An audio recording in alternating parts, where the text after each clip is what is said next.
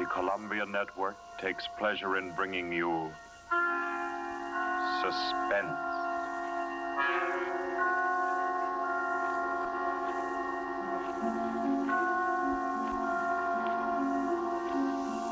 Suspense.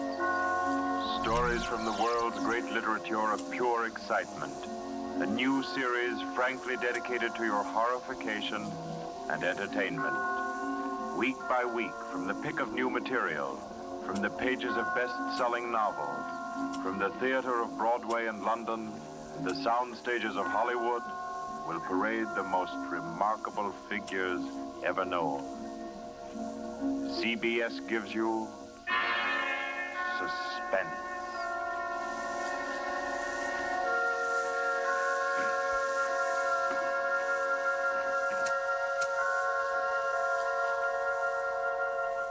Tonight's presentation is one of the finest of the contemporary stories of mystery and terror. John Dixon Carr's famous novel, The Burning Court.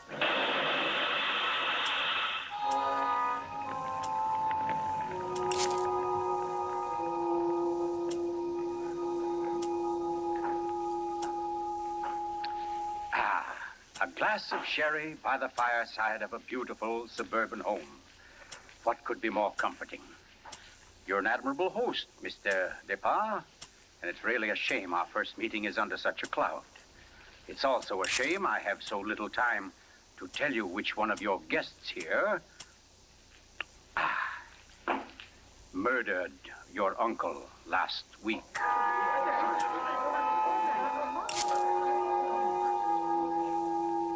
Now, let's see now. I believe we're all here. Your wife, your friend, Mr. Stevens, Captain Brennan. Yes, and incidentally yourself. Just who did you say you were? Well, no wonder you've had so much difficulty with the case, Captain. My name is Cross, Godin Cross, the writer. As a matter of fact, it's because of my just completed book, Poisoning Throughout the Ages, that I happen to be here now. And Ted Stevens there happens to be a member of the firm which publishes my work. I'd never seen him until tonight, but I've been told what happened. This afternoon, he began reading my manuscript for the first time on the train. The commuter's train, which every afternoon deposits him safely and soundly here in Crispin. I imagine he was halfway home by the time he finished the first chapter. Then he turned a page. Attached to the following leaf was a picture. And looking at it, the young man stiffened suddenly and all but cried out in shock. It was a picture of a young woman, and under it had been printed, famous poisoner Marie Dobré, 1676. Ted Stevens was looking at a picture of his own wife.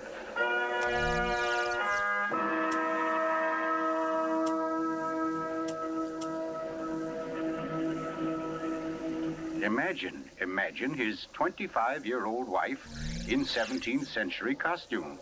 The face, the features, even the wistfulness of expression were identical. Even the name. Dobré was his wife's maiden name. But no, that was ridiculous. This woman in the picture was, well, one of his wife's ancestors. Yes, that was it. Simply an amazing family resemblance. Marie would be waiting for him at the station, and he'd have to tell her about it. He wondered why, however, she'd never told him about it. Oh, well, but you don't discuss such an ancestor, do you? Ted Stevens glanced down at the chapter to which the picture had been attached. It was entitled, The Affair of the Non-Dead Woman.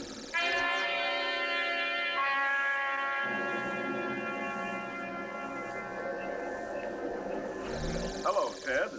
Stevens was almost jolted from his seat. It was Dr. Weldon, professor of English at the college, an old friend of his. Quickly, he thrust the picture beneath the manuscript and moved over. Hi, I didn't see you, Doc. Oh, here, have a seat. Oh, I thought maybe you were giving me the, what do they call it? The brush off? Oh, no, say, as a matter of fact, Doc, you're the one man I do want to see. Yeah?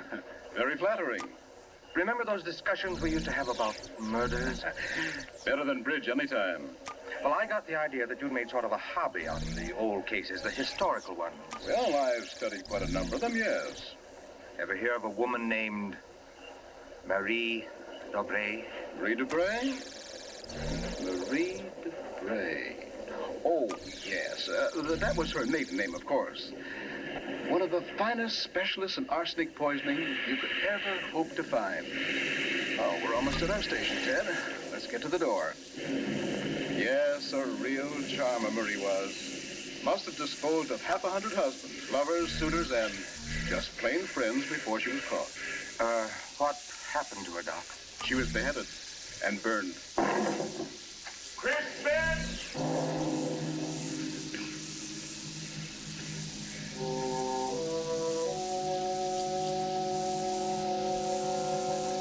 Oh, absurd, laughable.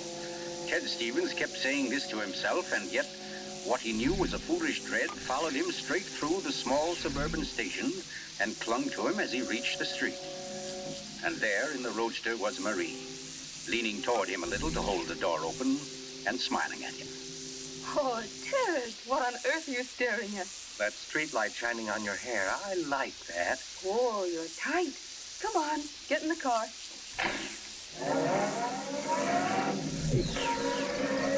Then, like a wisp of smoke, it was gone. The whole ridiculous fear, the delusion.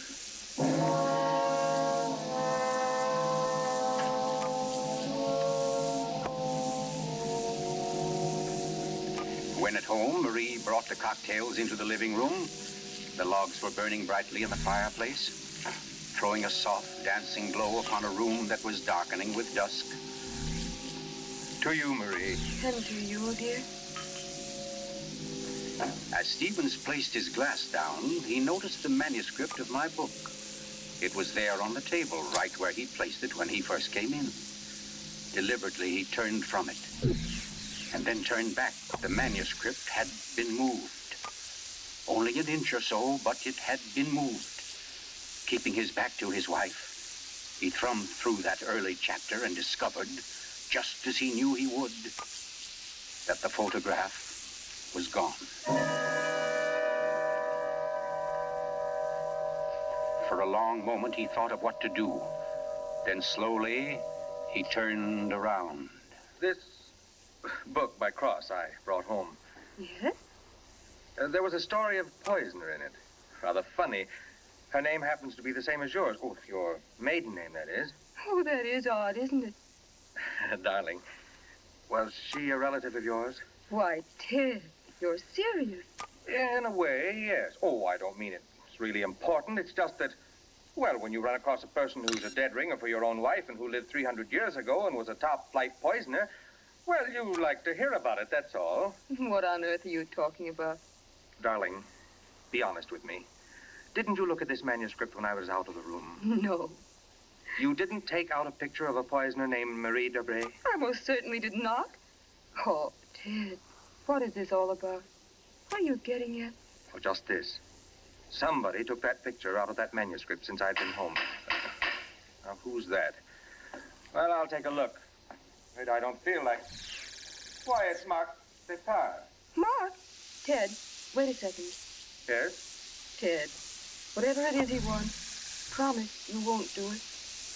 Promise I won't do I it. mean, promise you won't get yourself involved. Please, Ted, don't go out tonight. Say, what in the world is... Well, anyway, we can't let him stay outside. Mark, how are you? Come on in. Thanks, Ted. Just thinking about giving you a call later. Oh, let me have your hat. Oh, thanks. Marie, I hope you'll excuse me for popping in like this, but, well, I wanted to talk to Ted. It's rather important. Oh, I don't mind at all. Come on, Mark, we'll step into the library. Oh, you mind, dear? Of course not, Ted. I'll be making the sandwiches for us. Oh, grab that chair in the corner, Mark. Well, let's hear it. What's the trouble? Ted, my Uncle Miles was murdered. Murdered? Oh, the talk hasn't reached you yet, but it's already started. Nothing definite, of course, just that there was something wrong about Uncle Miles' death. But I don't... Mark, are you sure of this? You know he was murdered? I don't know. Of course I don't. I just don't see how it could be any other way. Uncle Miles, you know, had been sick for quite a while, but last Saturday he seemed so much better that Miss Corbett, that was his nurse, decided to take the day off. And, oh, you know all this. You and Marie were over that afternoon. Anyway, Lucy and I went to the club that night, to that masquerade party, and, We left the old boy completely alone. I've cursed myself 1,000 times since. But what about your housekeeper, Mrs. What's her name? Henderson. Wasn't she around? Oh, sure. In that little house out in back. We told her to look in now and then, but, well, that wasn't good enough. It was after midnight when Lucy and I got back. Uncle Miles was dying. Ted, it looked exactly like one of his regular attacks. But then later, after he was gone, I happened to glance under the chest of drawers in his room. There was a small silver cup under there, almost drained, and Uncle Miles' cat. The cat was still warm, but quite dead. Oh. I managed to get the cat out of the house and buried without anyone seeing me. Next day, I had the contents of the cup analyzed. It was poison? Yes. Arsenic. Well, what do you want me to do? Help me open the crypt. What? I want to have a private autopsy performed. Help me get Uncle Miles' body out of that vault. Oh, I know it's a tough job. The thing is sealed solid, but we can do it. You mean without the police knowing about it? Without anybody knowing about it. Mrs. Henderson's visiting her sister, and I managed to send Lucy over to the club. You must be crazy. You're playing with dynamite, Mark. This is something you've got to tell the police now. I can't take that chance. But they'll have to know sometime. You're only I've delaying got to know first, I tell you. You don't understand, Ted. There was somebody in Uncle Miles' room that night, handing him something in a silver cup. Mrs. Henderson was on the porch by the window. She saw her. She saw her? Ted, she thinks it was my wife. Oh, Lucy. It doesn't mean anything to Mrs. Henderson yet, because she doesn't suspect anything. But, well, Ted, you've got to see why I've got to be sure, why I've got to know how Uncle Miles died. Because it wasn't Lucy, Ted. I know it wasn't. Of course not, Mark. She had an alibi. Well, she was with you at the club, wasn't she? Yes. Except for half an hour. I see. You'll help me, won't you, Ted? When do we start? As soon as you can make it. Okay. Come on now. I'll get your hat. You trot on ahead, and I'll come over as soon as I can see Marie. You're not going to tell her about this. Of course not. I'll think of something. Don't you worry about it. No, thanks, Ted. Thanks a lot.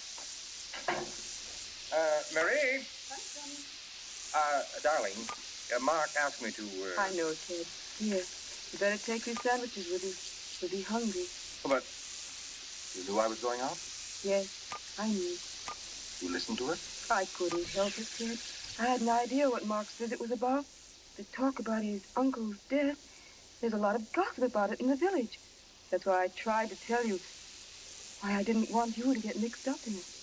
But it's too late now, isn't it? I mean, you're going. I can tell by the way you look. Ted, wait a second. There's just one thing I want to tell you before you leave. And that is that no matter what happens, no matter what you find or think or believe, I love you. You'll remember that, won't you? I'll remember you said so, Marie.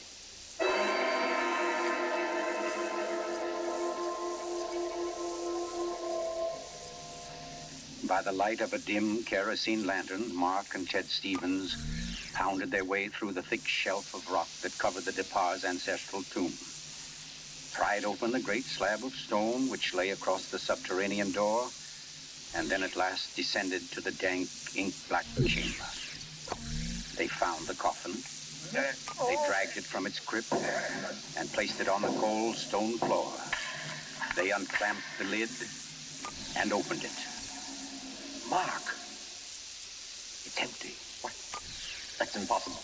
It can't be. But it is, Mark. You know what this means? That body wasn't in this coffin when it was placed here. I'll swear it was, Ted.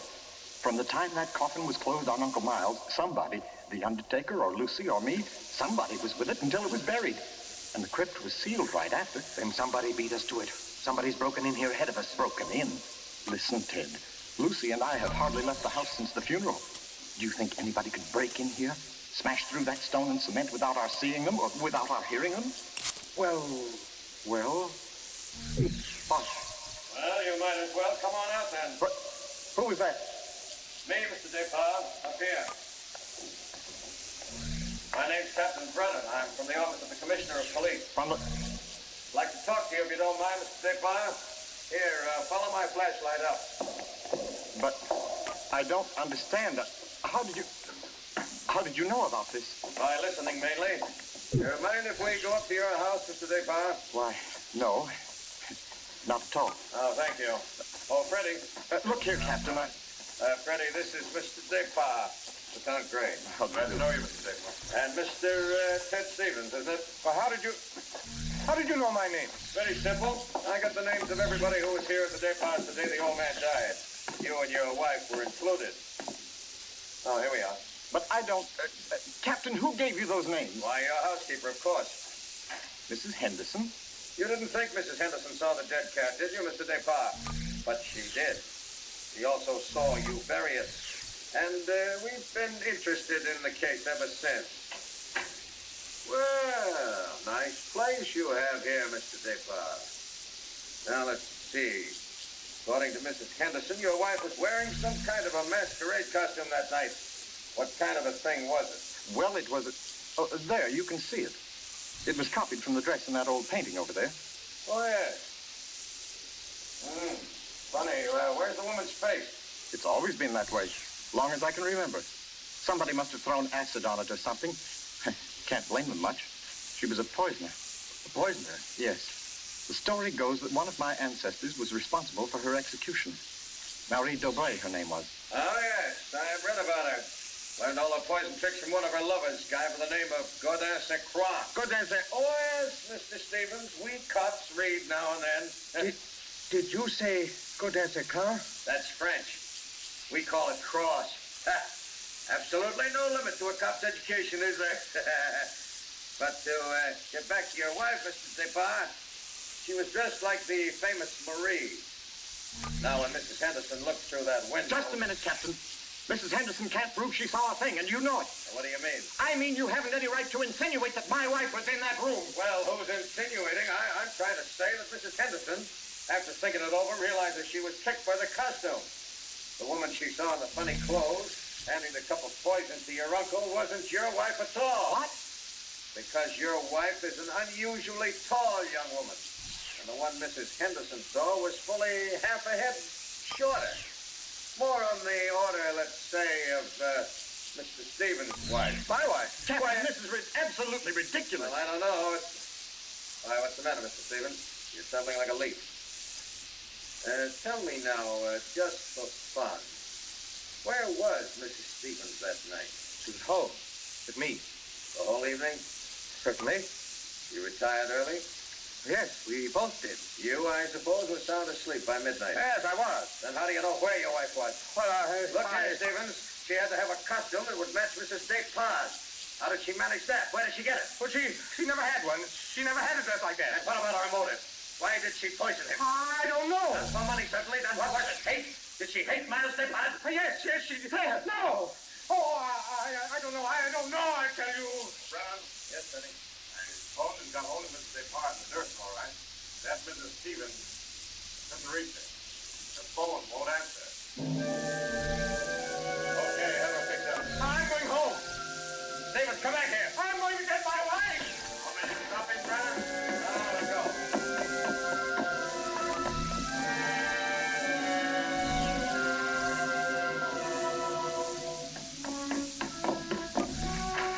Marie! Marie, where are you? It's Ted. Marie, what have you done? Marie! Oh, good evening. Who are you? I? My name is Cross. Godin Cross. Oh, where's my wife? What have you done to her? You fiend, what have you done to my wife? Why, nothing at all, young man. Here, sit down. You're lying. Something's happened to her. The police just phoned. There wasn't an answer. Why are you here? Why am I here? Well, because your wife, reading my chapter on the Dobrés, realized I knew more about the family than even she did. Because she found my phone number on the front cover of the manuscript. And because I know an exceptional case when I hear one. Does that answer your question? No, you know it doesn't. Can't you see I've got to know whether... Yeah, I see. Whether your wife is that Marie Dobré, who was burnt. Burnt by order of the High Tribunal for all poison cases. The burning court of France. Witchcraft, black magic. The world across the threshold. You're quite sure, no doubt, also that I'm Godin St. Croix, who first wooed her. No, my boy. No, my real name happens to be, of all things, Tom Simpson. Most unsuitable for a distinguished writing career.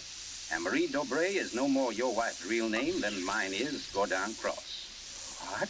Your esteemed wife was an adopted child, Mr. Stevens. Adopted by people in Canada named Dobray. Remote members of the real family of poisoners. I can't believe it. Oh, why didn't she tell me? Why? Because until I told her half an hour ago, she didn't know it herself. You see, in the course of my research on the family, I found out about it. And in the course of talking with your wife, I found out something else. How for years she was haunted by the fear that she might be a poisoner by inheritance, by blood. And you can see, can't you, why she never talked about it, or her past to you? Yes. And yet, Mr. Stevens, you had all but made her forget that past. You. And that's why she was willing to lie, to steal a picture, do anything, in order to hold you to her. Yes, I see that now. You know, young man, I rather think she loves you. But as you will see, though, she comes only when I call her. Mrs. Stevens? You mean she's... Yes, Mr. Cross. Marie, it's you. You're all right? Oh, yes, you're both all right now, and nothing can change it, ever. Marie, listen. Don't say Marie, dear. Say Maggie. Maggie? Well, that's my name, my real name. Maggie McTavish. And it's a lovely name, dear. The most beautiful, gorgeous, glamorous... Darling, please. You don't understand. The police, they think you had something to do with Miles' death. They think I did. So, now, Mr. Stevens, before we go back to the Departs, don't you think you'd better tell me everything that's been said and done up to date?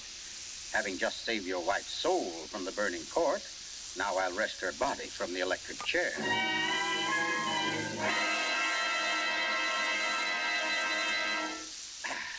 Yes, Mr. Depart, truly excellent sherry. Don't you think so, Miss Corbett? Yes. Yes, it's very nice. Well, that, ladies and gentlemen, is how I happen to be here. So let us consider first that supernatural hocus-pocus in the crypt.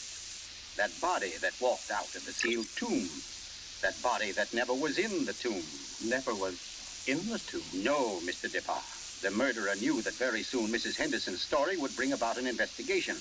He had to get rid of the well-known corpus delicti. Yes, but who could have kept the body out of the tomb? Who, Mr. Depart? Why, you, sir. What? I don't understand. Well, it's very simple. You had the opportunity. I believe you said yourself you were alone with the body before the burial. And you had the strength. I dare say you carried it down to the furnace, where it's now probably nothing but ashes. Ridiculous. Why would he spend an hour smashing into a crypt for a body he knew wasn't there? Why, Captain? To impress Mr. Stevens, his witness. And also, apparently, you. Oh, that's perfectly fantastic. Fantastic. Oh, no, Lucy. Just comic.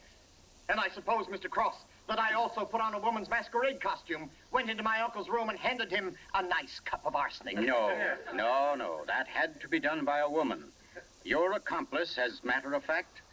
Oh, now, come. You mustn't all look at Mrs. Depart, because Mark Depart's one noble act was his frantic effort to prevent his wife from being charged with the crime. A crime which he and Nurse Myra Corbett committed. Myra Corbett? Why, you... Yes, sir. Yes, Mr. Stevens, this quiet little lady beside me. Why would I do such a thing? Money, Miss Corbett. A cutout of Mark Depart's inheritance. Payments for services rendered. That's an absolute lie, Cross. You see, ladies and gentlemen, Captain Brennan never bothered to check Miss Corbett's whereabouts on the night of the murder. Why even think of the nurse? She was the custodian of the old man's health. Oh, you're crazy. And yet who but a nurse could so naturally offer the old man a cup? A cup he was sure contained medicine. You're making it up. The whole thing, you're just And making who it up. but Miss Corbett, living right here in this house, would know what kind of masquerade dress she must copy, would know when Mrs. Henderson would pass the window that night, pass and see her, and accept her, she hoped, for Lucy Depart. No, that's not true. Oh, yes, Miss Corbett. Yes, Miss Corbett, that dress was the touch that wrecked you. That was your own idea, wasn't it? Not Mark's. You weren't content with a mere murderer's share of the profits. You wanted a wife's share, half of the whole estate. You wanted Lucy Depart convicted and out of the way for good. Well, I give you a toast, Miss Corbett, with Mr. Depart's excellent sherry, to a particularly ruthless poisoner. And yet, you know, on the whole, I'm rather partial to female poisoners. Why, only tonight, I...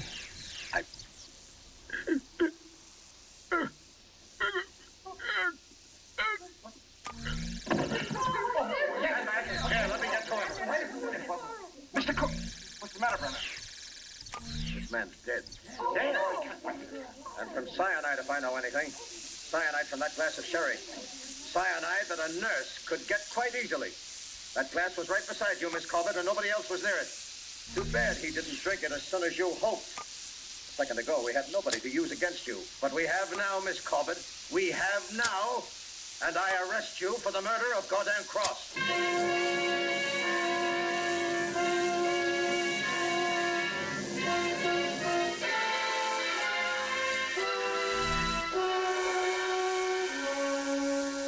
Now close to 5 months ago that the prominent author was murdered. And tonight, Myra Corbett pays with her life for that crime. The former nurse, at first protesting her innocence. In recent Yes? years, I'm in here, dear. Oh. I thought you might... Why did you cut it off, Pete? Huh? What do you mean? The radio? Oh. Oh, yeah, well, I thought you wanted to talk. Poor Ted. Don't you think I know you better than that? What was on the radio? Well, there wasn't any... Okay. It was about Myra Corbett. She goes to the chair tonight. Oh, I didn't think you wanted to be reminded. I don't really. But making such an effort to hide it only keeps it alive, doesn't it? All right, darling. Know what I came in to ask? If you wanted a cocktail before dinner? The largest one you've got. Fine, I'll get out the ice cube. I know. If I'll fix up the fire. Okay, Maria. Where are some papers to start it? Right there by the bookcase. And the name's not Marie. It's Maggie. Because, darling, Marie's dead and gone forever.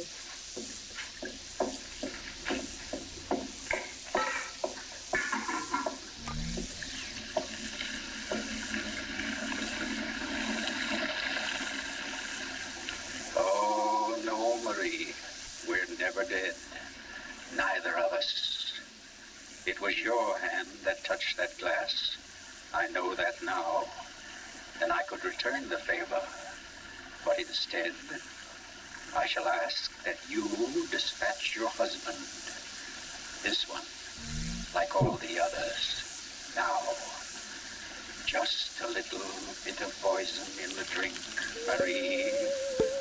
Any kind of a drink. What kind, Ted? What kind of a cocktail shall we have? Oh, any kind, darling. Any kind at all.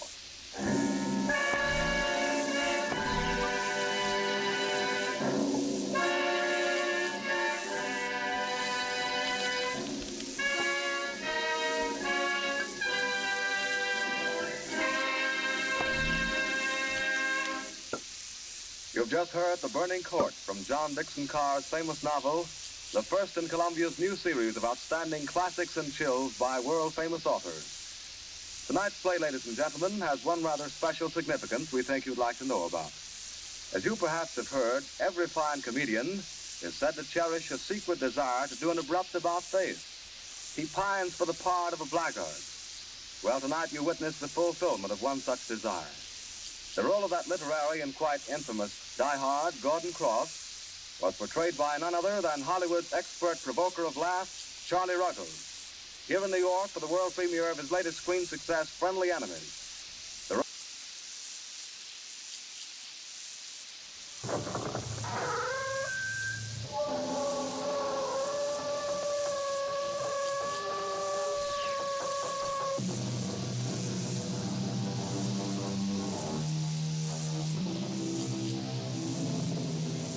Come in.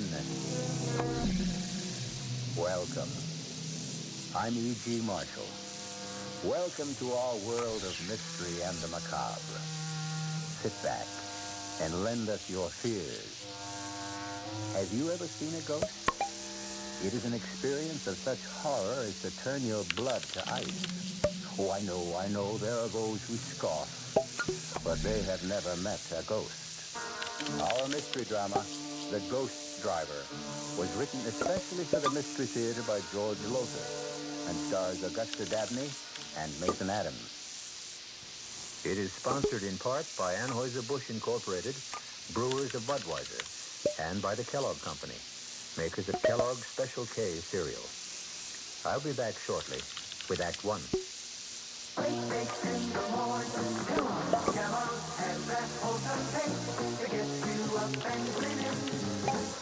This is Jerry Crawford for Kellogg's Special K.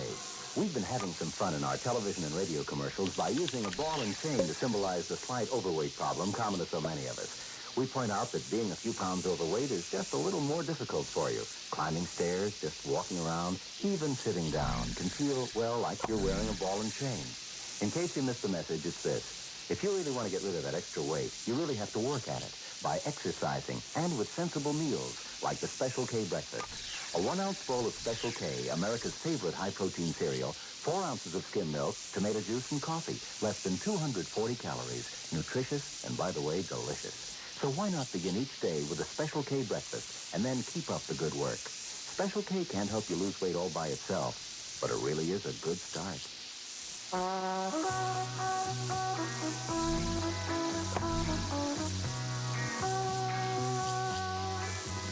No matter what you're saving for, that's what Suburban's saving for.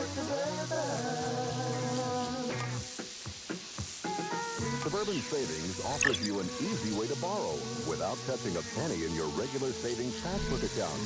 Just let Suburban loan you the money. It's called Suburban Savings Passbook Loan.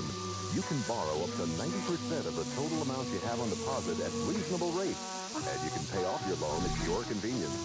When your loan is repaid, you still have all of your savings intact, plus interest. So if you need money, why not take a loan from Suburban without touching your savings?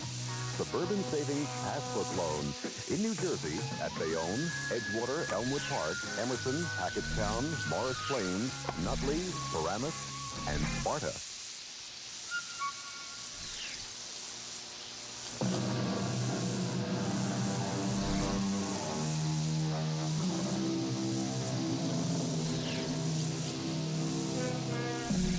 Do ghosts exist? Mel Stout doesn't think so, but his wife Liz feels differently. If it had been up to Liz, they'd never have bought Gormley Lodge on top of Manitou Mountain in Colorado. Why? Because according to local legend, the former owners, the Putnams, had been sent crashing to their death by a ghost driver who came at them head on. Now, in the living room of the lodge... Liz, I've had it up to here with that brother of yours. Oh, now, I mean, he promised to help finish painting his living room before the Duncans arrived tonight, and where is he? Mel? I'll tell you where he is. He is out on the slope skiing, enjoying himself as usual. Well, you just be reasonable now. If we didn't have Rory, where would we get a ski instructor? I'd like to know. We certainly can't afford to hire one. Whether we could afford to have this place painted. Oh, I'm sorry. That's a darn much on my mind. Liz, I just hope that I haven't made the mistake of my life and yours. We'll make a go of the lodge. We're off to a pretty good start. The Duncans arrive tonight, and they're booked for a full week. And the Todds and the Morgans arrive next week. Yeah, and after that? Well, darling, our newspaper ads ought to get us more customers. Just ask yourself, honey, what would you rather be doing now? Painting the living room of your own ski lodge with paying guests arriving tonight? Or slaving away at your old accounting job in Aspen? Well, at least that brought a check in every week. Oh, Mel, you've wanted to be your own boss for years. And so we bought this old mansion on top of Manitou Mountain to start our own ski lodge. The old Gormley Mansion. And we're going to keep at it until we make a success of it. Liz, you're marvelous. Oh, there's somebody at the front door. I'll get it. Oh, Mrs. Gormley. Come to pay you a visit, Miss Stout. My first formal visit. Well, that's very good of you, Mrs. Gormley. Well, won't you come in? All right, Jason. You heard the lady. Wheel me in. Yes, Mother. You know my son, Jason? You've met? Yes, briefly. Mel, the Gormleys have come to pay a visit. I see you, Mrs. Gormley. Jason, hope you don't mind if I finish this painting. Oh, go right ahead. I'd give you a hand, old as I am, but my arthritis keeps me in this wheelchair. Jason, why don't No, thanks. I couldn't think of asking a fine art painter to do Fine art. You hear that, Jason? Mr. Stout complimented you. Called the mountain scenes you paint fine art. Well, they are. Why, I saw some of them in the ski shop in town. They're very good. You sell many? A few. Oh, just enough to cover the cost of the paint and canvas. Oh, yes, and a quart of whiskey now and then. Mother, please. Well, now, if they don't hear it from me, Jason, they'll hear it from others. A drink now and then. Now and then. Tell the Stouts how you play Russian roulette with that old revolver of your father's when you're drunk. Stop it, Mother. Stop it. Perhaps you'd like some coffee, Mrs. Gormley, or tea. It won't take a minute. No, thank you. We won't be here that long.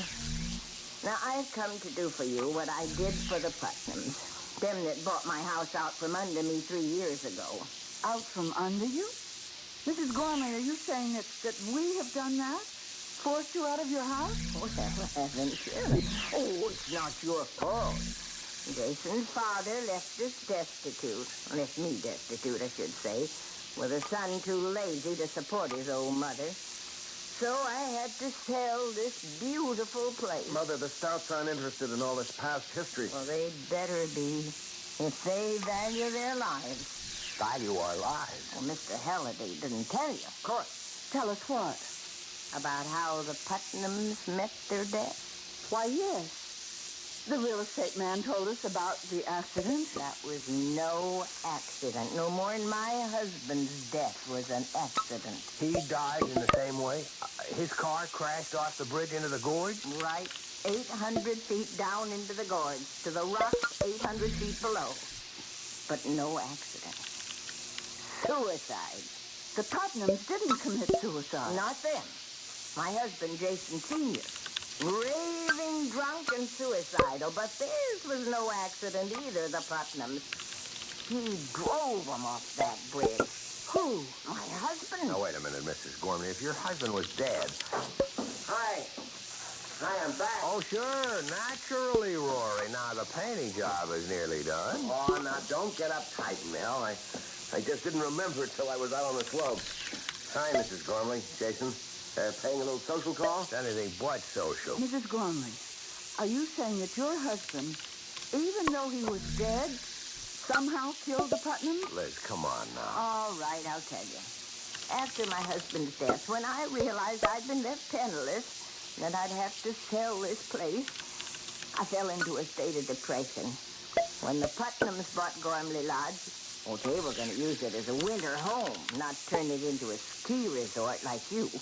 When they bought it, and I had to move into a little guest house, I was so sad I thought I'd die.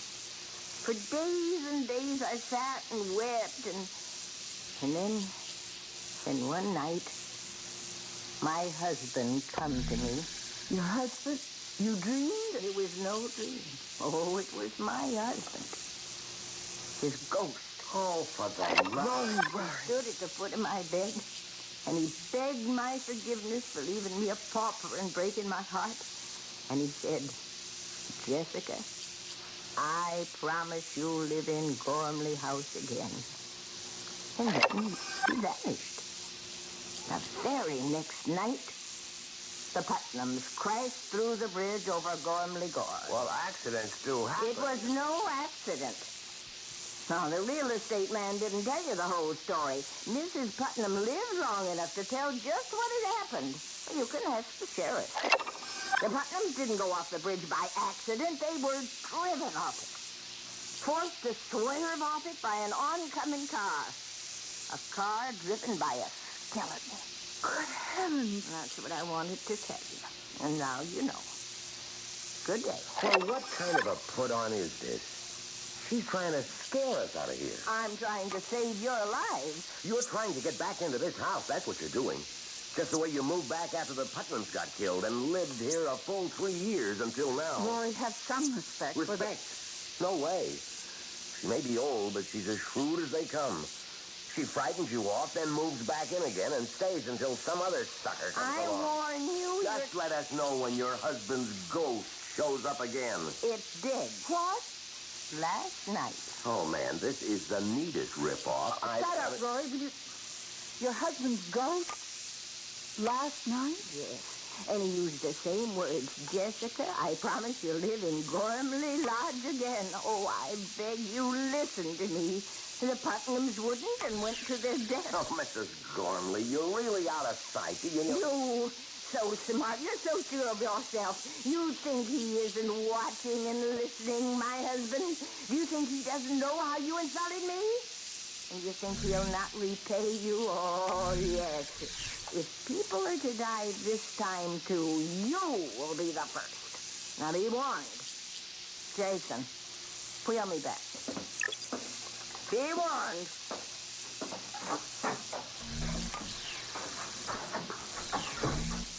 Rory, you shouldn't have talked to Mrs. Gormley like that. You didn't spring for that crazy story, did you? I don't know. I wonder. What, Liz? Mel, call the sheriff. Find out if Mrs. Gormley's telling the truth. Oh, come on, Liz. I look like a fool. Anyhow, I've got to finish this paint job. What? Liz, you're not... I must find out. Suit yourself. You always do.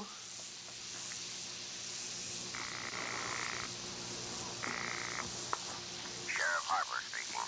Oh, Sheriff, this is Elizabeth Stout calling. We're the new owners of Gormley House. Oh, yes. What can I do for you, Mrs. Stout? Well, we just had a visit from Mrs. Gormley. Oh? What do you mean, oh? Oh, nothing, Mrs. Stout, only she can be a little hard to take, getting on in years. Yes, well, what I wanted to ask you, of course you remember the accident to the Putnams 3 years ago, crashing off the bridge over Gormley Gorge. Yes, I remember. Well, according to Mrs. Gormley, Mrs. Putnam lived long enough to tell you what had caused the accident. Is that so? Yes, it is. And what did she tell you? Well, now, Mrs. Stout, she was near death. Maybe out of her head with pain and shock. What did she tell you, Sheriff? Did she tell you that they had been forced to swerve off the bridge because of another car that came straight at them? A car with a skeleton driving it? Well, as I said, she was out of her Did head. she? Yes, that's the story she told me. Thank you. Goodbye. So? Mrs. Gormley told the truth. Oh, the Putnam woman was dying. Anybody in that condition is liable to say anything.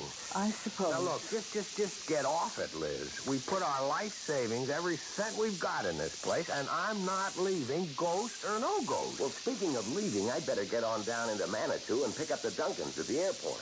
Well, it's a bit early, isn't it?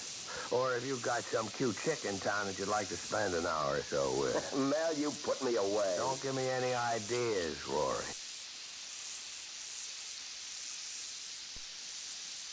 Well, it's a bit early, isn't it? Or have you got some cute chick in town that you'd like to spend an hour or so with? Mel, you put me away. Don't give me any ideas, Rory.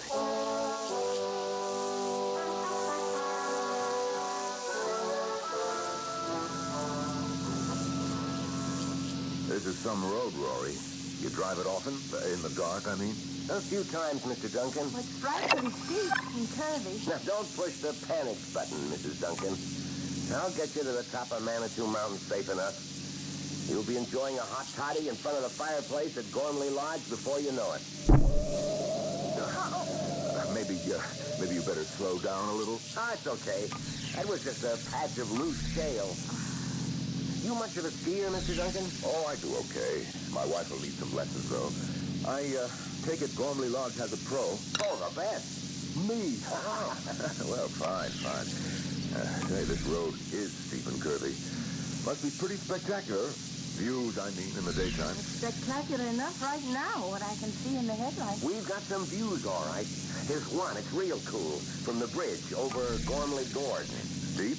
800 feet straight down. It's too bad there isn't a moon tonight. I'd stop on the bridge and let you have a look.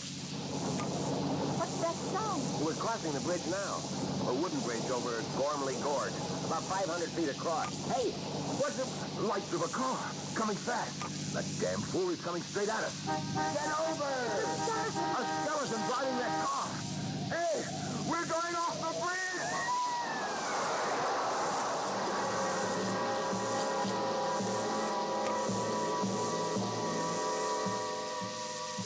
I'll be back shortly with Act 2. If you have the nerve to return, that is. Hello. It seems like only yesterday that I was a little girl tasting porridge. You know, this one's too hot. This one's too cold. And now I conduct taste tests on diet drinks. And there's one I must tell you about. Sugar-free diet 7-Up. It has this fresh, natural, delicious taste. It drives my taste-o-meter crazy. Sugar-free diet 7-Up. This one's just right. Hey, Mom, what's for dinner?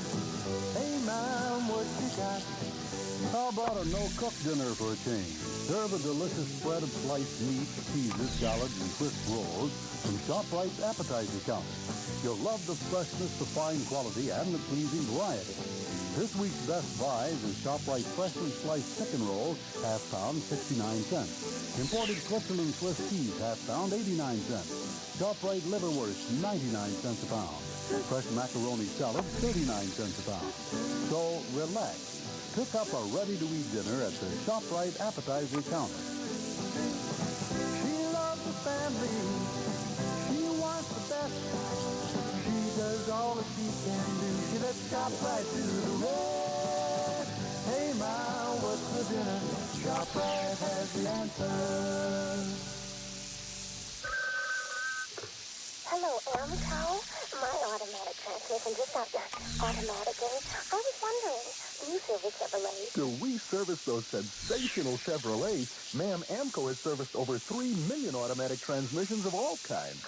Nearly 900,000 Chevrolets alone. Ooh. Do we service Chevrolets? George, pitch pipe, please. Chevy Nova and Impala and the Valet and Camaro and the Chevy too. Oh, my. Yep, we know them. Every Chevrolet automatic make and model on the road today, from the oldest Biscayne to a bright, spanky Caprice. By the way, what sort of Chevy did you say you had? A Chevy Mustang. Well, no matter. Nobody knows your automatic transmission better than AMCO. AA MCO.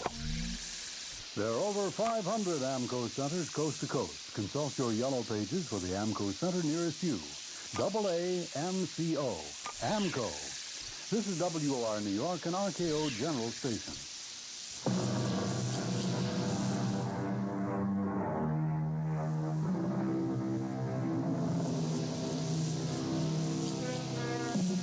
Terror, unless you have experienced it, is only a word. I could employ all the art at my command, my voice, the words I choose, to convey to you the full impact of terror. Yet, I know I should fail, even as Michael Duncan fails now in telling his story to Sheriff Harper on the bridge over Gormley Gorge the next morning. Terror? You say you experienced terror? What would you experience, Sheriff? Delight? Mr. Duncan, I'm only trying to get at what happened here last night. Excuse me, Sheriff. Yes, Mr. Stout, what is it?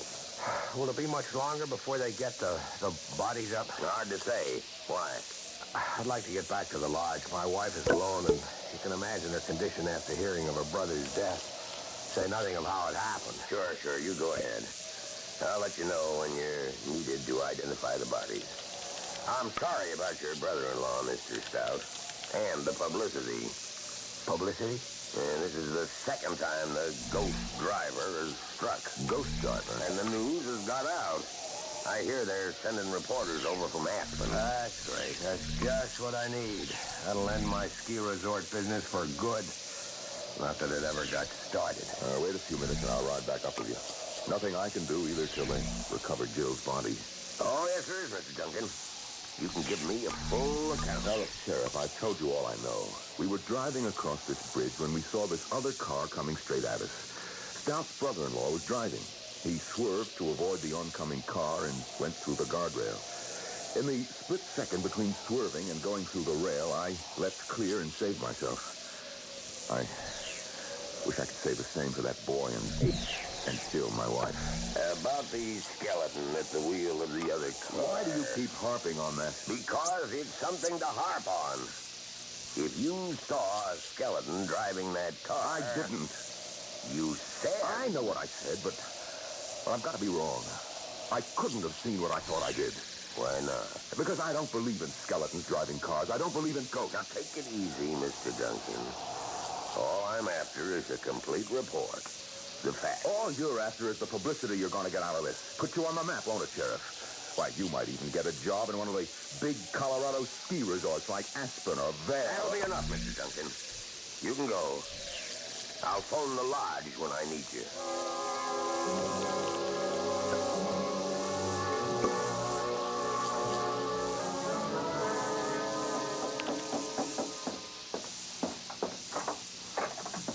Mrs. Gormley. Well, invite me in, Miss Stout. Oh, yes, of course. I'm surprised to see that you're not in a wheelchair. Oh, it depends on how bad my arthritis kicks up. Sometimes I can walk with a cane, like now. I see. Is your husband home? No, he's down at the bridge with Mr. Duncan. Oh, the fella whose wife got killed, huh? Yes. Well, I'm sorry about that. Sorry about your brother, too. Even though he asked for it. Mrs. Gormley, Your I just brother's can't talk dead about it. because he wouldn't listen. He wouldn't heed my warning. Now you listen, child. You heed my warning. Make your husband listen and take warning, too. You leave this place. Leave it today. Don't think I wouldn't. We wouldn't if we could. We can't. All our savings are tied up in Gormley Lodge. Listen to me, listen.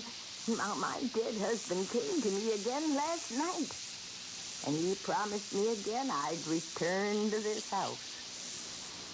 You love this old house, don't you? Well, it was my life. You're a woman. You understand how that is. Yes. I came here a bride 40 years ago. Jason, Sr., that is. He was just starting his career as a painter. Jason, my son, was born here. There was another child, a little girl. She died here. Now, this house isn't made of wood and stone. I'm sorry. I'm so sorry. Oh, I think they've come back. Yes. My husband and Mr. Duncan are back. Well, I'll go then. Oh, well, Mrs. Gormley, I'm going to put some coffee on. You stay. Have a cup. No. I can't bear to go on looking at people who I know are going to die. What's this? Die? Who's going to die now? You are, Mr. Stout. You and your wife. If you don't heed my warning and leave as soon as possible. Now, what's all this, Stout? Who is this woman? Jessica Gormley used to own this place. Oh, the woman you told me about. The one who claims her husband's ghost visits her. I don't just claim it. It's true. Who are you? My name's Michael Duncan. Oh, yes. The one whose wife went to her death in the gorge last night. Well, you take my advice, too. You leave here. Leave as fast as you can. How about a drink, Stout? Oh, so you two won't listen. The ghost driver killed your wife last night, and yet you won't listen. Well, let me warn you once and for all. What was that? A shot. It was a gunshot. Jason! Oh, it's happened. He's killed himself. Oh. She's fallen. Liz, help her up and keep her here. Duncan, you come with me.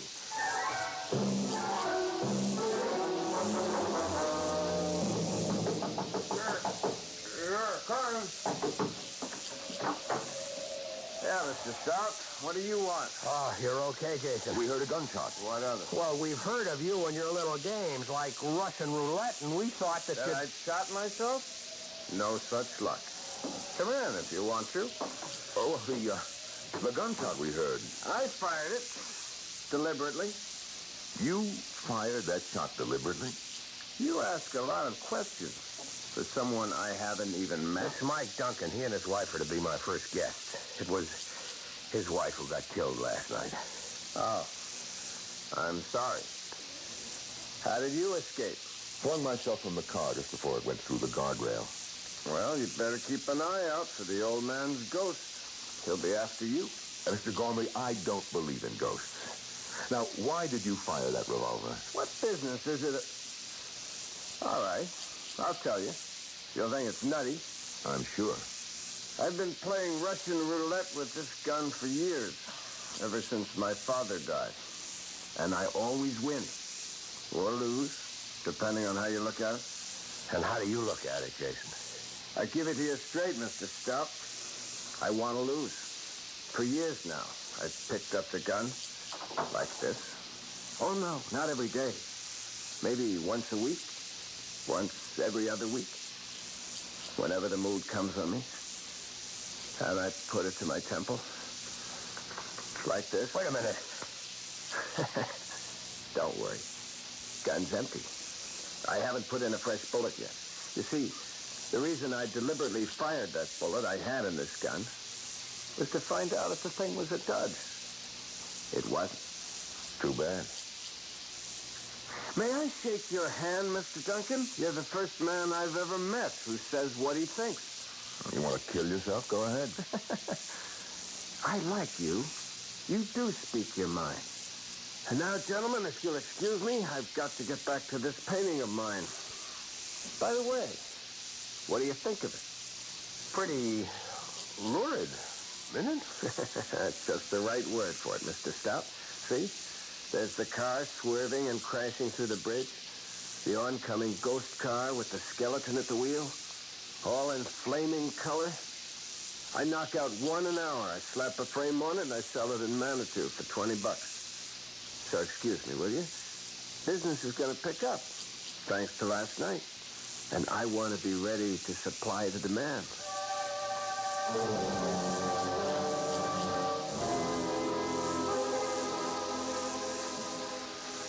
It's been a rough 24 hours, Miss Stout. It's a nice chair. Just right for sitting in front of a fire. Cost you plenty, I'll bet. Yes, plenty. But that isn't what I'm thinking about. You're thinking about your brother and my wife, lying in their coffins at the Undertakers in Manitou. Yes, and also that even a small village like Manitou has an undertaker. Birth, death, taxes. The only sureties in life, Mrs. Stout. Liz. Mike. I like your husband. Me too. He told me about everything. About what getting this ski resort means to you. Your life savings invested, all that. All down the drain, I'm afraid. The publicity? What else? Every reservation's canceled. Well, all except one. But that'll come in too. It has, Liz. Yes? It is. Please cancel my reservation for next week, Frank Norton. As a family of 4. Telegram phoned in from Aspen. Anybody got a sponge? A sponge? So I can throw it in. I'm through, Mike. You always give up this easy? What do you mean, easy? Just that. You always fade when the going gets tough. Well, this is the time to start fighting. Does it make good sense to let all this go down the drain because somebody's playing a trick on you? A murderous trick? You think it's a trick? What else could it be? A skeleton driving a ghost car? What else but a trick? Well, what else? You were in that car last night. You saw. And it was a skeleton behind the wheel of the oncoming car. You told the sheriff that. You can still say that it was a trick, yes. What kind of trick? Damn it, Mike, you admit you saw a skeleton driving a car, but you can still call it a trick? See, I see you don't answer. Look, Mel, I'm a practical man, a businessman. You think being a businessman is simple? Oh, no. I've had troubles that would make yours look like nothing. Today you won't find anybody more successful than me. But I've been bankrupt twice. Yes, and paid off every cent. How? Well, not by running away the way you want to, but by standing up and fighting. And that's what you've got to do right now. How? You tell me how, and I'll do it. We'll do it together. I've got a stake in this, too, you know. My wife is dead. Murdered. Yes, murdered. Not by a ghost, but by a trick. And if it's the last thing I do, I'm going to find out who played that trick and make him pay. And you don't think it's a ghost? Do you? Answer me. Do you believe in ghosts? Did you believe before you came here and ran into this mess you're in? Well, no, I didn't. Then why start believing now? Ghost my foot. Now this is a trick. Somebody wants to stop you from turning Gormley Lodge into a ski resort. And if you ask me, it's the Gormleys. One or the other or both. is behind all this. Or that sheriff down in Manitou. The sheriff? Oh, Mike, you don't really think that the I don't know what to think, Liz. All I know is that somebody's behind this, and those are the three likeliest suspects. Now, look, I'm no Sherlock Holmes, but I've got a brain, and I've got guts, and well, my wife is dead, my Jill. Well, I'm just going to find out who killed her, that's all. The tougher they are. You like a drink, Mike? No, thanks. I'll be okay. Especially when I nail that murderer. What have you got in mind? Well, it'll be dark in about an hour. We take the car, Mel, you and me. We take the car, and we drive up and down that road, all night if necessary, to meet up with this so-called ghost driver. And when and if we meet up with him. Yes? If and when you meet up with him, what? We don't turn aside. We don't swerve out of his path and off the bridge. We drive straight at him and keep driving at him. If he's a ghost in a ghost car, we'll drive through him. And if he isn't? If he isn't? Well, if he isn't, it'll be one hell of a crash.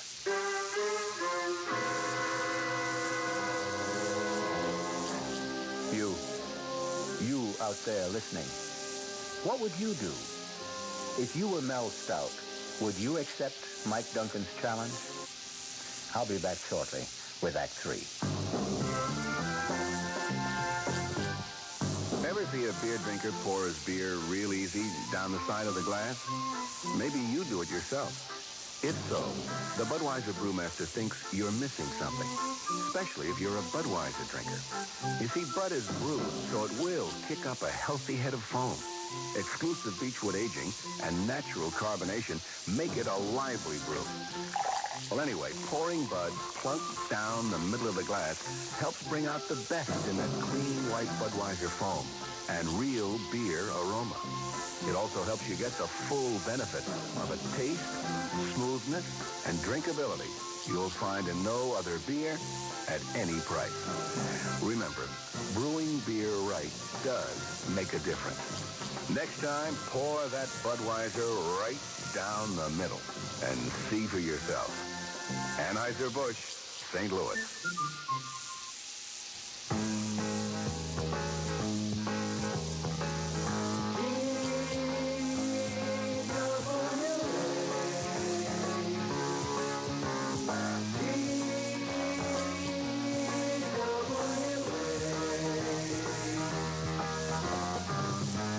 Thought you couldn't afford to fly to California this summer, TWA has some good news for you.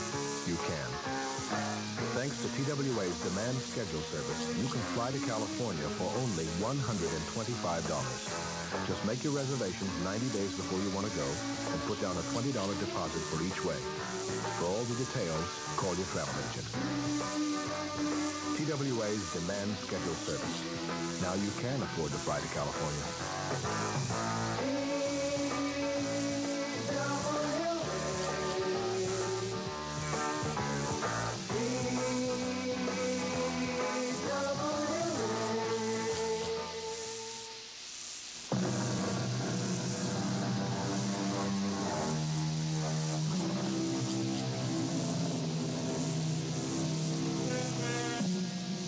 Two men are now driving the twisting, precipitous mountain road that leads to Gormley Lodge. One, Mike Duncan, believes that the ghost driver they hope to meet is nothing but a trick. Mel Stout, his life savings, every penny at stake, has had no choice but to go along. Mike, I'm bushed. Let's make this the last trip. We're going to drive up and down this road till dawn. Yes, and night after night if we have to. Until we meet up with our so-called ghost driver. This is the 6th time we've been up and down this mountain road. Okay. Pull over. I'll drive. Get out your side. I'll slip behind the wheel. Yeah. Hey, the car's coming up behind us. Red light. That must be the sheriff. There's the sheriff, all right. Mr. Stout. Oh, and you, Mr. Duncan. What are you doing here, Sheriff? Well, that's what I want to ask you. I got a report from Mountain View House across the valley there that they were seeing headlights going up and down this road. Guess I don't have to tell you everybody around here's on edge after what happened last night. Now, what are you up to? We're not up to anything, Sheriff. We're driving this road in hopes of meeting up with whoever or whatever killed my wife and Mr. Stout's brother-in-law. Get yourselves killed in the bargain? Oh, no. You drive on up to Gormley Lodge, and when you get there, stay there. You make that sound like an order, Sheriff. That's what it is, Mr. Stout. Well, I guess we better do like he says, Mike. I don't think so. Oh, you don't? No, I don't. This is a public road. We've got a right to be on it. Unless we're doing something that breaks the law, and we're not. You're a kind of troublemaker, Mr. Duncan, aren't you? Sheriff, I never go looking for trouble, but I know how to handle it when it comes my way. Now, either you arrest us for breaking some law or other, in which case you'd better be prepared to back it up, or I'll sue the town of Manitou and you for false arrest, or get off our back. I'm not on your back. I'm trying to save your lives. Take my advice. Advice, huh? I thought it was an order. All right, wise guy. Have it your way. Go ahead and get killed and be damned to you. Let's go, Mel. You can sure sound tough, Mike. No small-town sheriff pushes me around. Well, he's only trying to do his job. Maybe, and maybe not. What do you mean? I don't know. But that's what we're going to find out. Tonight, tomorrow night, or whenever. Oh, there's the bridge ahead. Yeah, maybe you better slow down. No. If it's a ghost, we'll go through it. If it isn't... Mike, headlights coming toward us. Now, look, don't lose your nerve. Coming closer.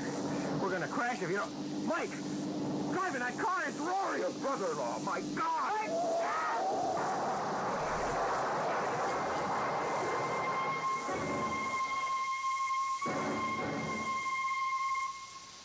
But Nell, Mike, I can't believe it. Can't believe it myself, Liz. Not only what we saw, but getting out of it with our lives. The fates were with us, Mel. I lost my nerve. I have to admit that. I just couldn't keep driving straight at that awful thing coming toward us. I couldn't help myself. I swerved at the last second. Well, thank God we hit that stanchion instead of going off the bridge. But Rory driving the other car, it's impossible. Rory's dead. We're burying him tomorrow. Rory's dead, that's for sure. But it was Rory driving that car, that's for sure, too. Then ghosts do exist? Nell? Yes, huh? After the funeral tomorrow, let's get out of here. Let's go away from this place as fast as we can. And go where? Oh, back to Aspen, of course. Liz, we're broke. We haven't enough dough left for a motel room. Where would we stay? How would we live? Mel, I didn't know things were that bad for you. Putting this place back in shape cost me just about every penny I had. Well, look, would a loan help? You'd be willing to... Well, sure. I like you two, and, well, the way things turned out, we've gotten to know each other real fast. Practically friends. So, well, if you can use a loan... That's generous of you, Mike. It is generous of you, Mike, and I appreciate it, but no, thanks. What'll you do? Do what you said I ought to do. Fight this thing.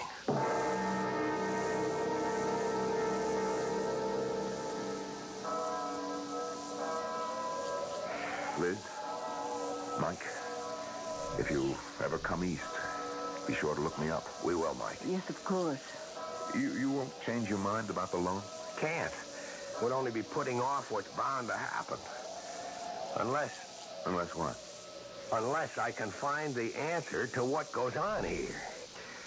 There's something bothering me, something I feel that I saw somewhere but didn't pay much attention to at the time.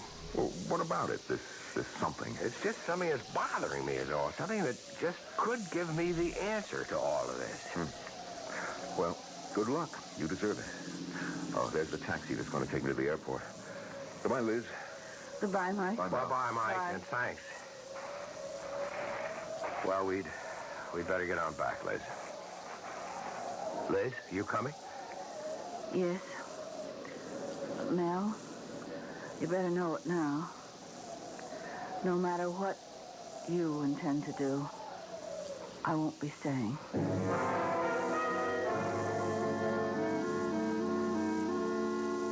Nell, we've got to face the facts. Buying this place was a big mistake. I admit it now.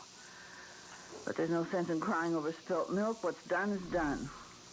So, darling, let's just turn our backs on it, walk away from it, and start again. Start what again? The treadmill of office work? The dreary day-to-day monotony of auditing accounts, toting up figures? I can't bear to go back to that kind of life. I have got to make a go of this. I don't have any other choice. But is it worth your life? Ghost or no ghost, Mel, it's killed 4 people. It would have been 6 if you and Mike Duncan hadn't been lucky enough to hit that stanchion. And it will be 6 if you insist on driving that road again tonight. 6? How do you make it 6? Well, you don't think I'm going to let you do it alone, do you? But at the funeral, you said that you weren't even going to stay. Because I hoped that would change your mind. But it hasn't. So you see, I have no choice either.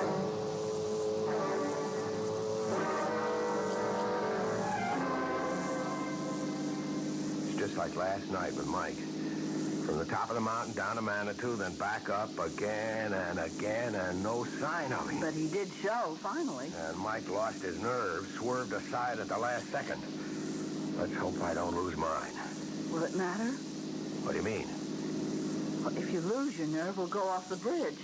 If you don't, and the ghost car isn't a ghost car, we'll be killed in the crash. If there is a crash, but there won't be.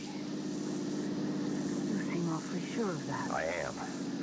Remember at the cemetery I told Mike there was something I had seen but hadn't paid any attention to? Yes. And that if I could only remember what it was, I'd have the answer to all of this? Yes. Well, it's come to me. Driving up and down the mountain tonight, it suddenly came to me. See, it wasn't something I'd seen, it was something I'd heard and paid no attention to. Something I knew but didn't realize what it meant. And if I'm right, Liz, if I'm right... What is it? What did you remember? We're on the bridge now. Let me concentrate on driving. Nell? Nell! Nell, there it is, the ghost car. It's coming straight for us. Yes. And behind the wheel, driving it, it's Rory! Oh, my God, it's Rory! Oh, we buried Rory. But it's his ghost, Nell! Get your hands off the wheel. Don't try to turn the wheel. We're going to crash! Nell, move, Nell!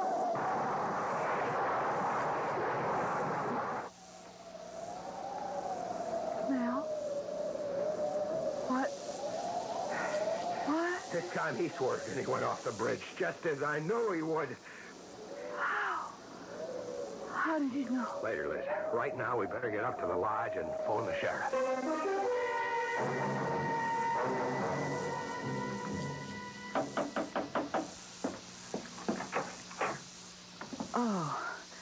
Oh, come in, Mrs. Gormley. Nell? Mrs. Gormley's here. Please, won't you sit down? Yeah, thank you. Hello, Mrs. Gormley. I'm sorry about last night. I'm not. Mrs. Gormley, Jason was your son. Oh, he was the torment of my life. Every day I lived. Of course, I'm sorry he's dead, but I can only be glad it's over for me. Did you know that your son was the ghost driver? I suspected, but I was never sure. You see, it was Jason who wanted to go on living here in this house far more than I did. Oh, you can understand. He was born here. He grew up here.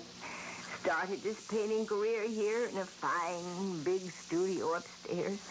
Tragic. Just tragic. Even more tragic if it hadn't been for you. How did you come to know? What made you realize that my son was the ghost driver? A gunshot. A gunshot? The shot he fired to see whether the bullet he used for playing Russian roulette was live or not. Well, I don't follow you. You see, something kept bugging me, Mrs. Gormley, but I couldn't nail it down because I kept thinking it was something that I'd seen. But then suddenly I realized it wasn't something I'd seen, but something I'd heard. That gunshot. I still don't know. It got me to thinking about Jason playing Russian roulette, playing with life and death. And that got me to thinking a step further. Sure, Russian roulette. Only a fool or a would-be suicide would play it. But the fact remains that the odds are in his favor. Every time Jason spun the barrel of that gun and pulled the trigger, the chances were 5 to 1 against firing the bullet. Oh, but what was the connection between that and the ghost driver? Driving a car straight at another car is just another form of Russian roulette. Ah, yes, I see. Well, Sheriff Harper came to see me, and he said Jason was wearing a mask, a paper mache mask of your brother's face. Yes, and it wasn't a very good likeness of my brother, but it didn't have to be. It looked enough like him to fool you when you saw it under those awful conditions. The night and the headlights and the car coming straight at you. Fear did the rest. There must be another mask, the skeleton face. Oh, there is. We searched the studio